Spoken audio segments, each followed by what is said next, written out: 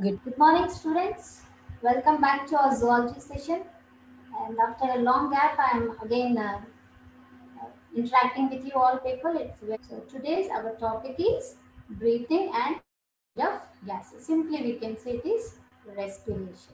So respiration is calorie burner and energy. This energy is only for conducting or undergoing different life activities. That's why this energy is provided for the life of an organism, and that important or vital process is called respiration. But this chemical breakdown, where it is occurring, the chemical breakdown always occurs inside each and every living cell.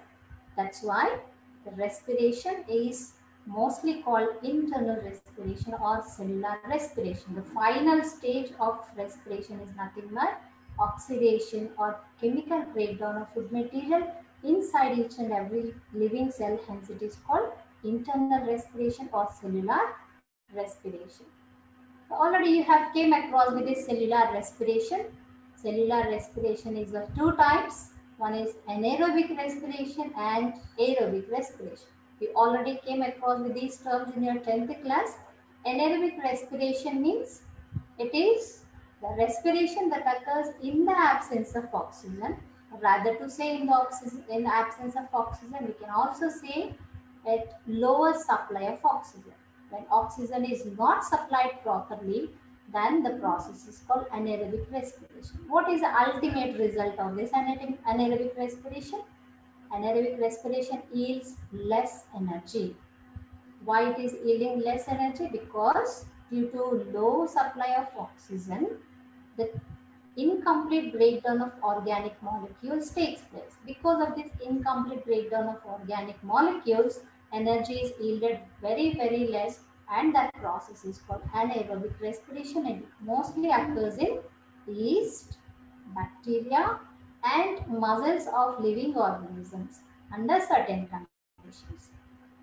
Aerobic respiration, it is contrary to this anaerobic, where high energy is yielded or more energy is yielded due to complete breakdown of food materials. Why this complete breakdown of food materials is taking place? Because of high supply of oxygen.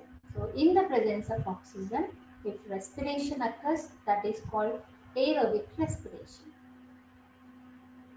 Example, all living cells. Is this respiration is carried out by any special organ systems in our body? Like we have digestive system to undergo digestion process. Is there any special system for exchange of gases or breathing or ventilation? Yes, of course, it is nothing but respiratory system. So we'll discuss the respiratory system. And this respiratory system or respiratory organs is not similar in all the organisms. That is because it probably due to their phylogenetic aspects or history in the evolution or their habitat of living, whatever it is. So they have to adopt to the environmental conditions for better survival. That's why different organisms have different means of respiration and different development of the respiratory organs. Let us see some of the examples and different respiratory organs in different organisms. And students, this is very important for your need purpose. For example, in protozoans like amoeba, euglena, paramecium or unicellular organisms, etc. And in some lower invertebrates like sponges, cnidarians and flatworms. All these things you have come across in your first year itself in the animal diversity 1, which deals with invertebrate phyla. Invertebrate phyla you have studied codiferans, cnidarians or coelenterate or platyhelminths, etc. So in protozoans and lower invertebrates like sponges, cnidarians and flatworms, the means of respiration or process of respiration occurs by simple diffusion.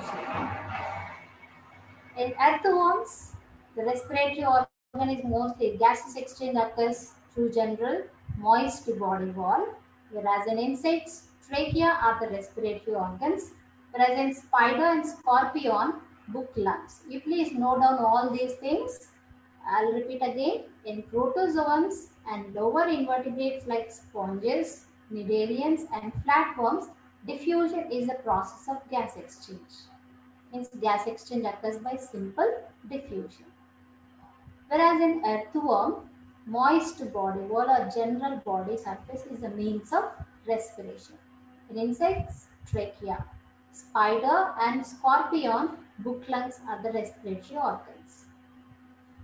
In aquatic arthropods and mollusks, best example I can give you the snail. So in aquatic arthropods and mollusks, gills are the respiratory organs. Coming to vertebrates. Till now we have discussed invertebrates, and coming to vertebrate respiratory organs, fishes have gills as a respiratory organs, and larvae of amphibians also respire with the help of gills, whereas adult amphibians like frogs, they respire through moist skin, lungs as well as buccopharyngeal lining. And in reptiles, aves and mammals. Aves are nothing but birds. So in the phylum class Reptilia, aves and Mammalia, lungs are the respiratory organs. Types of respirations. It's just a recap for you, dear children, because we have seen different respiratory organs in different organisms. So if respiration occurs through general body surface or skin, and the process is called cutaneous respiration. If respiration occurs through trachea, that is called tracheal respiration. Means just now we have seen the example earthworm. In earthworm, if the respiration occurs through skin, that is called cutaneous respiration. Whereas in insects, tracheal respiration occurs.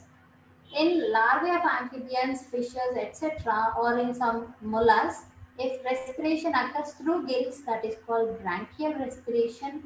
If respiration occurs through lungs, that is called pulmonary respiration. And in frogs, at certain conditions, when they are not completely present in water or not completely present on the terrestrial medium, oftenly they undergo special means of respiration, that is buccopharyngeal respiration in frogs. So that buccopharyngeal respiration occurs through buccopharyngeal line. Okay. If respiration occurs through skin, that is cutaneous respiration. If it occurs through trachea, called tracheal respiration.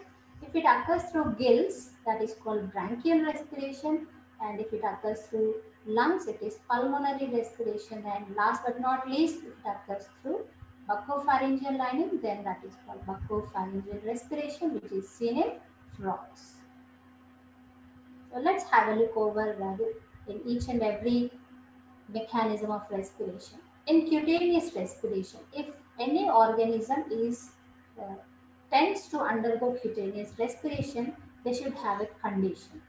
So what is that condition? Their body wall must be kept moist always. They should keep their body surface moist.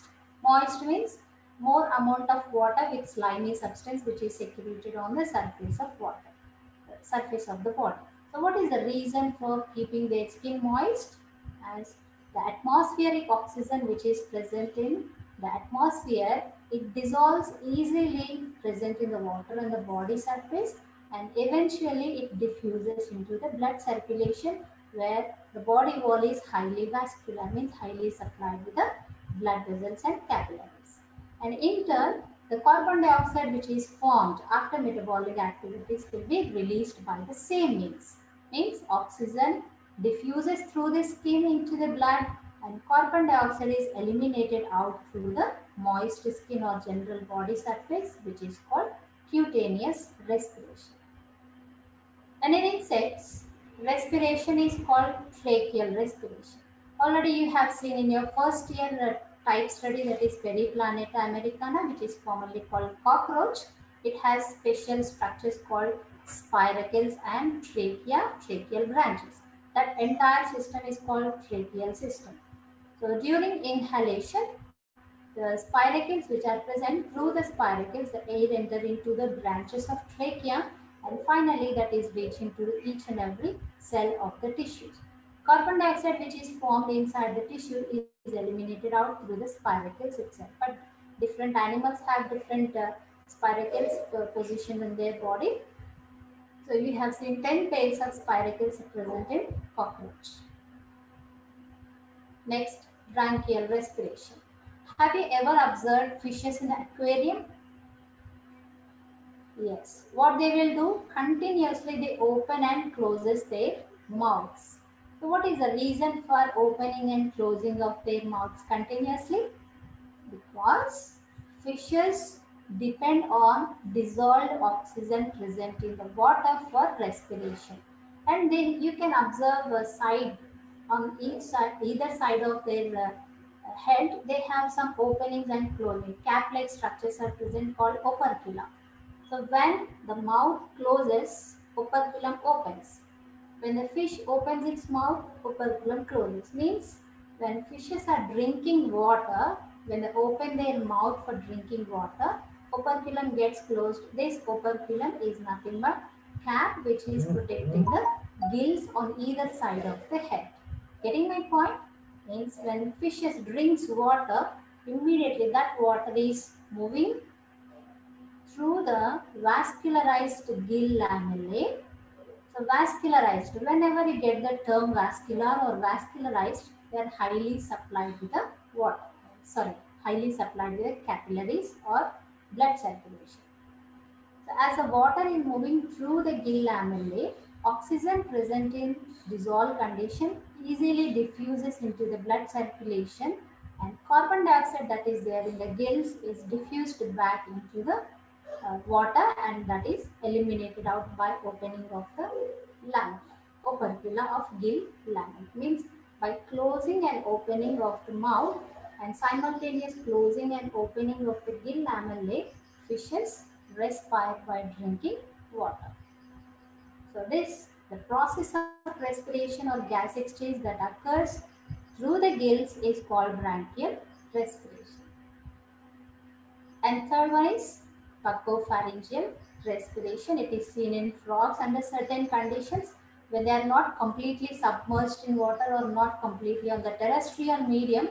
They go for a special mechanism of respiration, that is buccopharyngeal respiration. This buccopharyngeal respiration also involves to process inspiration or inhalation and expiration or breathe out.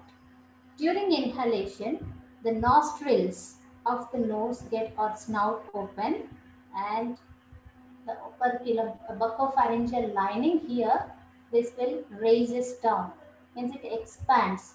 Once the buccopharyngeal lining expands, air which is entering through the nostril, complete buccopharyngeal lining is filled with the air.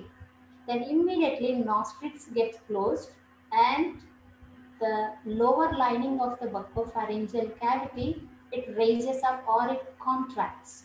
Once it contracts, immediately air is pushing back into the lungs by the opening of the glottis.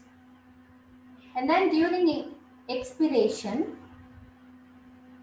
the lungs get contract, hence a pressure exerts on the lungs. Immediately as the pressure exerts on the lungs, the glottis gets open, and pharynx, buccopharyngeal lining gets extended again, it expands, which is filled with the air that is having carbon dioxide, and finally the nostrils get open, glottis closed. You please remember that during inhalation, nostrils open, and when air is entering from buccopharyngeal cavity into the lungs, the glottis opens and nostrils gets closed.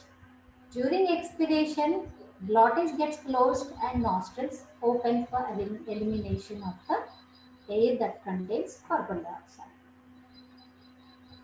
And the very important is pulmonary respiration. Pulmonary respiration is nothing but the respiration that occurs through lungs. So let us discuss human respiratory system. So in human beings, which are nothing but the mammals, respiration occurs with the help of lungs, and not only the lungs are taking part in respiration, it has some other connections or different parts. So the parts that are involving in respiration in human beings, it's together called respiratory system. So human beings respiratory system consists of nose. Do you have nose, children? Yes. What is nose? Nose is nothing but anterior projection of the nasal chamber. So there is nasal chamber which is protruding out. So that outward anterior projection of the nasal chamber is called nose, which is having openings called nostrils. So first and foremost structures of respiratory system in human beings are nostrils, which are again two types, external nostrils and internal nostrils. The nostrils, nasal chambers, pharynx. In that one portion of the pharynx, that is nasopharynx, is playing an important role. Larynx, trachea, bronchi, bronchioles, and finally the lungs. These are the different parts that are present in the respiratory system. Already I did with the definition of system in the earlier sessions. System is nothing but group of organs that perform a specific function. You please remember this. System is group of organs that perform a specific function. Here these organs are forming a group which are performing a specific function, that is exchange of gases or respiration. Now let's see the position of different structures in human respiratory system.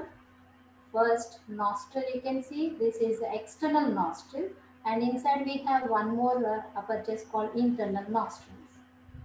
Then nasal chamber, external nostrils leads into nasal chamber. Nasal chamber, through the internal nostrils, they open into pharynx. And again we have came across with the epiglottis. I'll discuss this in the later discussion part. This is also playing an important role in respiration. Next, larynx. Larynx is the anterior part of the trachea. Then trachea, bronchi, bronchioles, lungs. So these are the important structures or parts present in the respiratory system.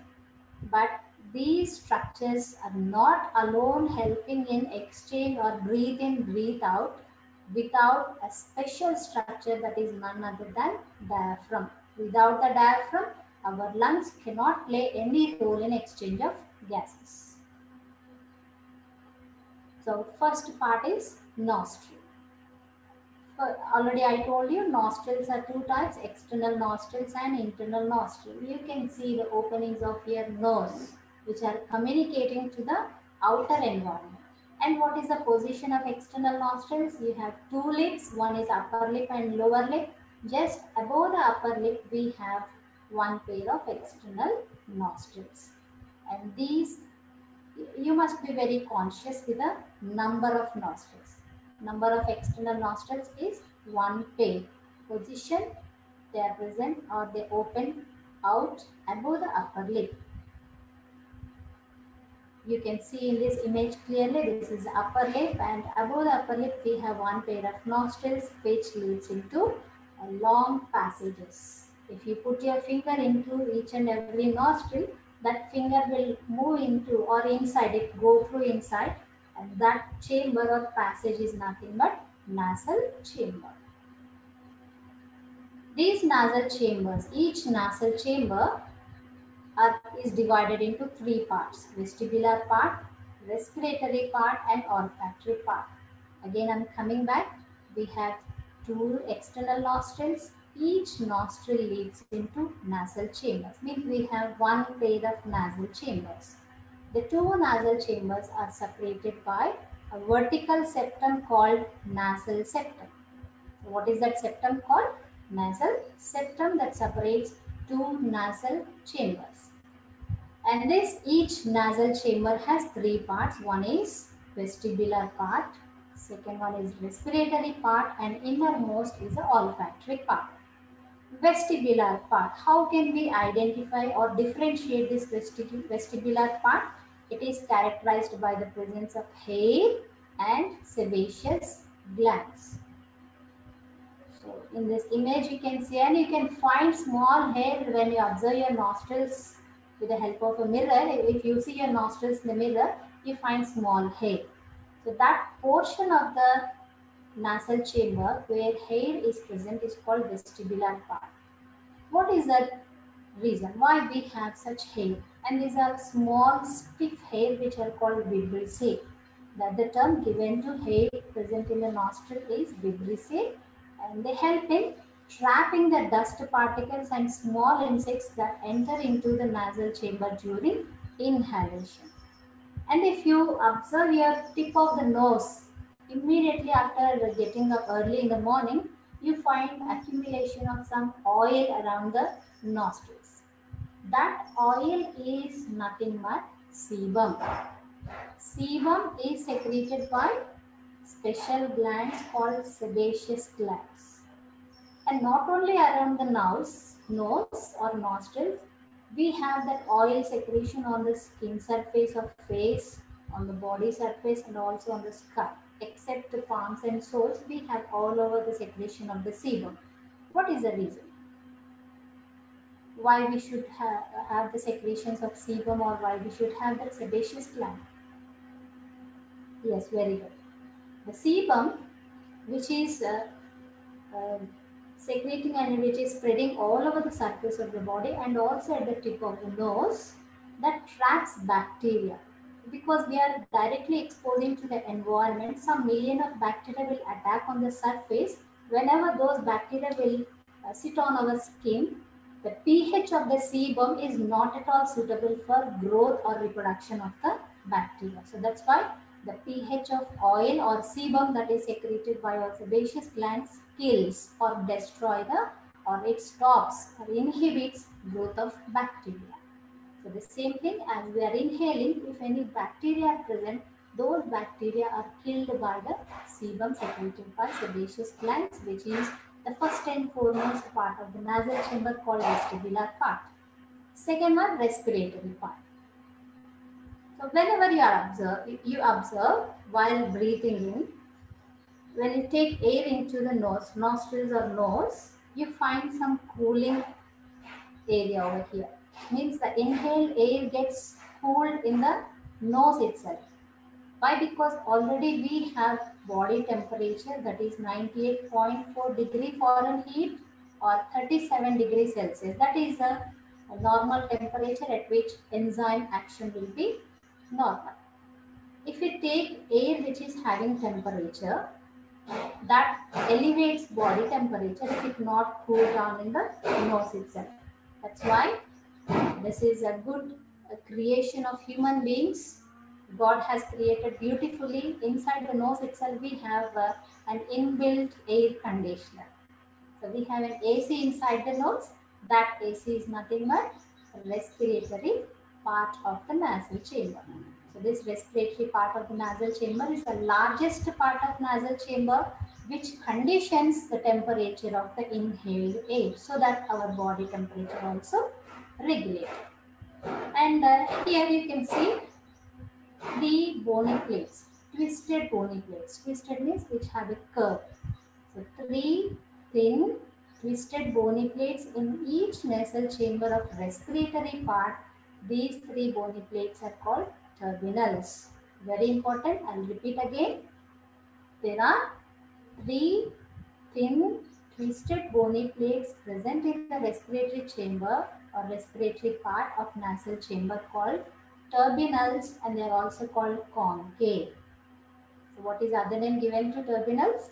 Concave. And last but not least, third portion of the nasal chamber is olfactory part. The olfactory part is lined by a special sensory epithelium called olfactory epithelium. What is the function?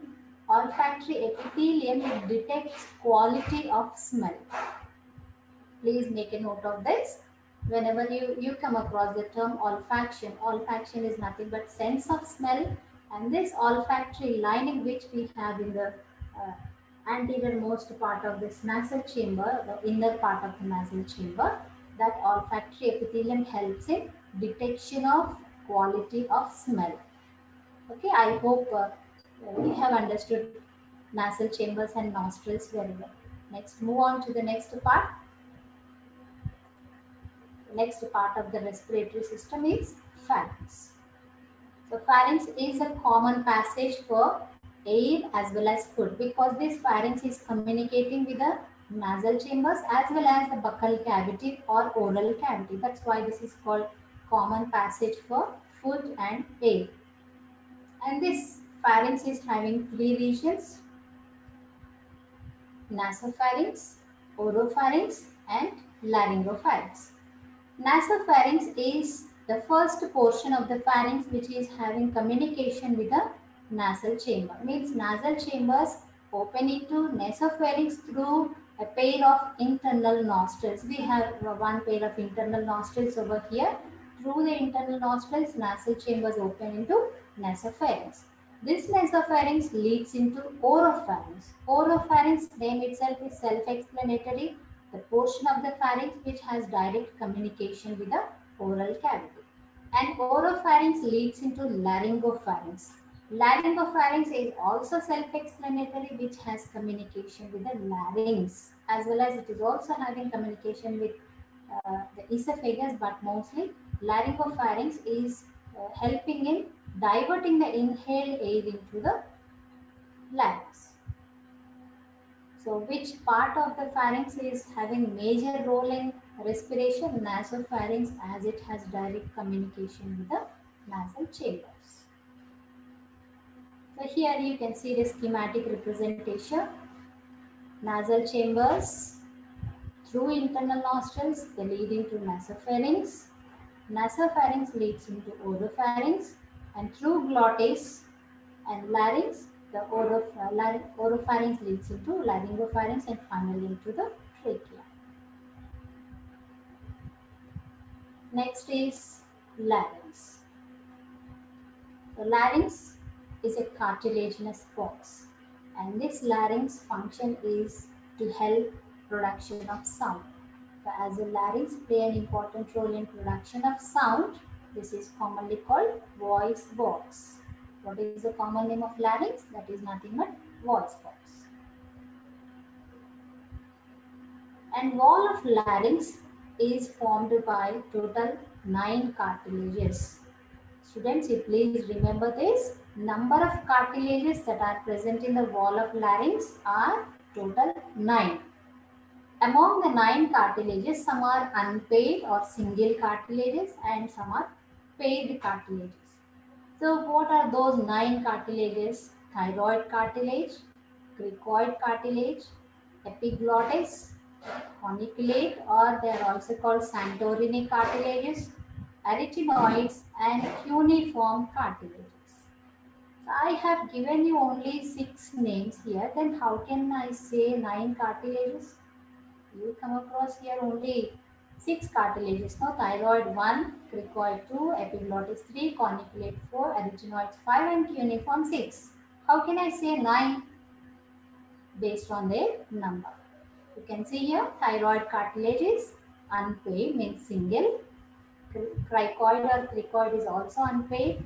Epiglottis is unpaired. So 3 unpaired cartilages and 3 paired cartilages, means total 9 cartilages are forming the wall of larynx.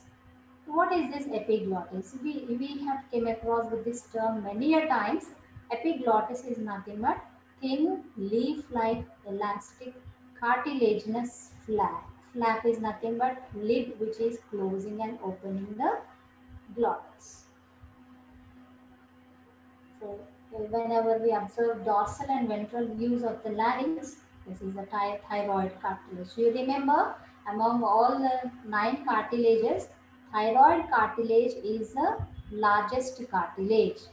And this thyroid cartilage is forming on the ventral and lateral portions of the larynx.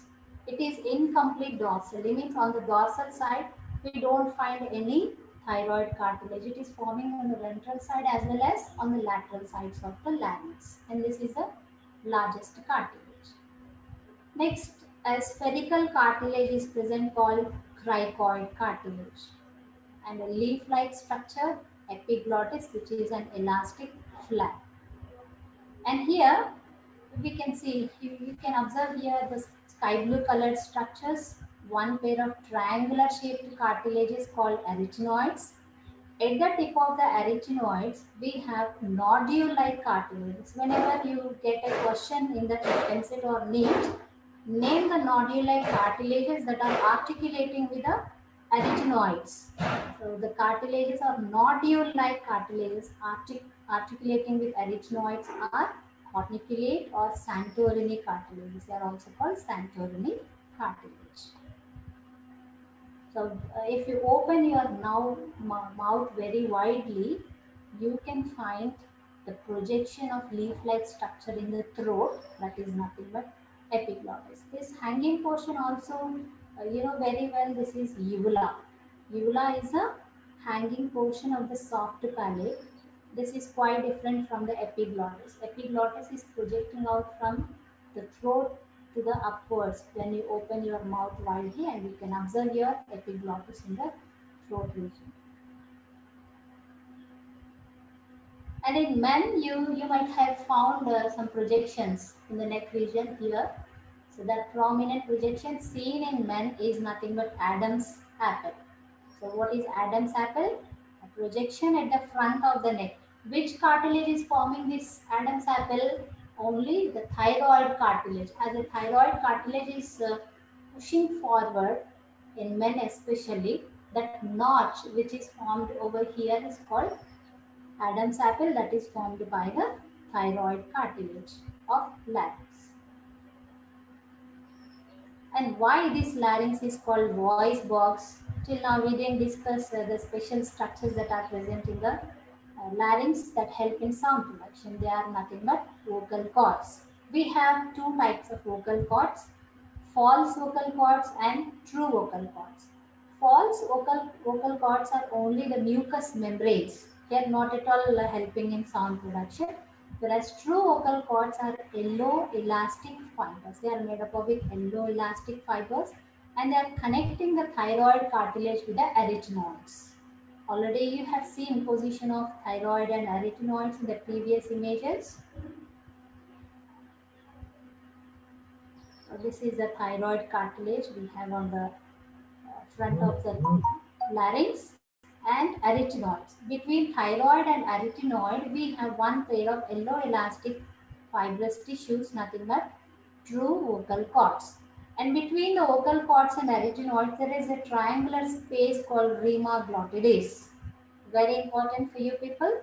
Rima glottis is nothing but the space present between true vocal cords and the arytenoids. Here you have to mention the term true vocal cords. Just now I told you we have two types of vocal cords, false vocal cord and true vocal cords. False vocal cords, how can we identify? They are simply the mucous membranes, whereas true vocal cords are formed by yellow elastic fibers, and the space present between true vocal cords and the arytenoids is called rima glottidis. And how can we differentiate? Why the females and males have different sounds? Why they have different voices? Because of the structural changes that are seen in males and females of the vocal cords. In males, vocal cords are thicker and longer, which produce low pitch voice. Whereas in females, vocal cords are short and thin, which produce high pitch voice. Please make sure that in males, vocal cords are thicker and longer, whereas in females, they are short. Okay, students, I hope you understood the position of different cartilages in the larynx. Next, coming to the next part of the respiratory system, that is trachea. Trachea is commonly called the windpipe. Where is this trachea is located? Right from the neck region. It is extending from right from the neck region, and slowly it is coming downwards and reaching to the mid space of the chest cavity. So that middle portion of the chest cavity is called mediastinum. Okay, so this is entering to the chest cavity, which is also called thoracic cavity, right from the neck region. So larynx leads into a long cartilaginous muscular tube called trachea. And this trachea is supported by C-shaped cartilaginous rings. C-shaped cartilaginous rings, which are incomplete dorsally like that of the thyroid cartilage. And internally, the trachea is lined by pseudostratified ciliated columnar epithelium. So this word is very, very important for you people. The inside the trachea is lined by epithelium, special epithelium called pseudostratified ciliated columnar epithelium. Pseudostratified. Stratified means which is forming layers.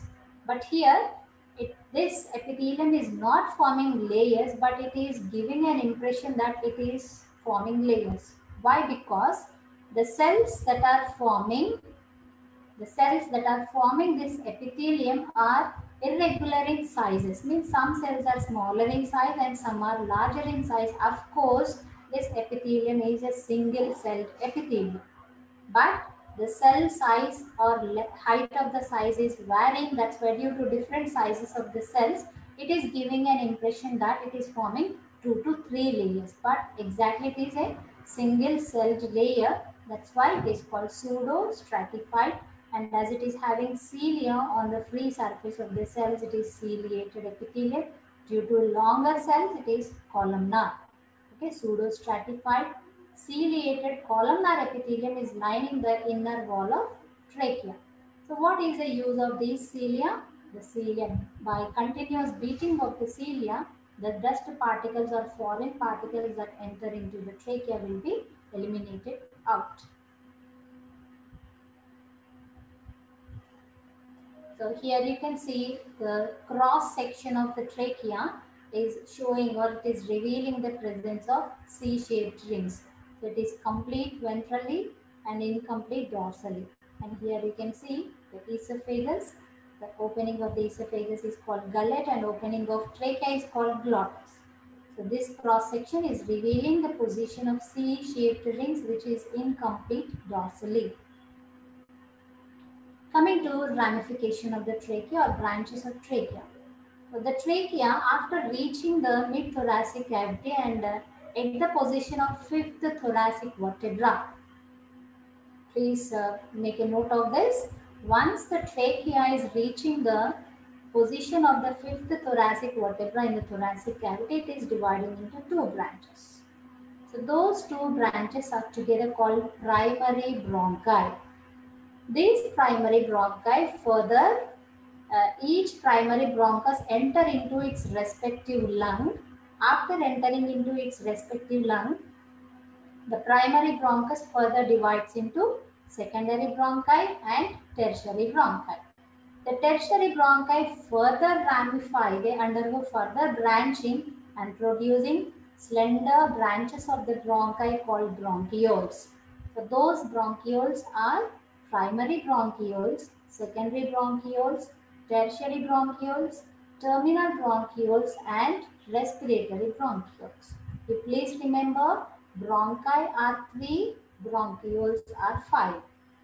Okay? Bronchi are primary bronchi, secondary bronchi and tertiary bronchi. Bronchioles are primary, secondary, tertiary, terminal and respiratory. And this entire ramification or entire branching right from trachea to the respiratory bronchi, it is looking like an inverted tree or inverted branches. So this entire system is called respiratory tree. This branching of trachea and bronchi together called respiratory tree. These respiratory bronchi, after entering within each and every lung, they again further divides into smaller branches called respiratory bronchioles, which further open into alveolar ducts, and alveolar ducts open into cluster of small cup-like structures called alveoli. So finally, what is the destination of the trachea? Trachea finally opens into small cluster of cup-like lobules called alveoli. This is a schematic representation of the respiratory tree. Trachea divides into primary bronchus, then secondary, tertiary bronchi. Tertiary bronchi further divides into 5 bronchioles, primary bronchioles, secondary, tertiary, terminal and respiratory. Respiratory bronchioles open into alveolar ducts. Alveolar ducts further open into alveoli. So these alveoli are called pulmonary lobules. They are also called pulmonary lobules. Each pulmonary lobule or alveolus, what is the origin of the alveolus name means the pulmonary lobule is derived from the Latin word called alveolus. Alveolus means little cavity. And all alveoli are highly vascular, which are supplied to the capillaries, and they are one cell thick. The thickness of the alveolus is one cell thick, and also the capillaries are also one cell thick. The squamous epithelium of the alveolus, squamous epithelium of the pulmonary capillary, and their respective basement membranes together form a membrane or barrier called respiratory membrane for the exchange of gases. This is very, very important. This is also one of the conditions for transportation or exchange of gases.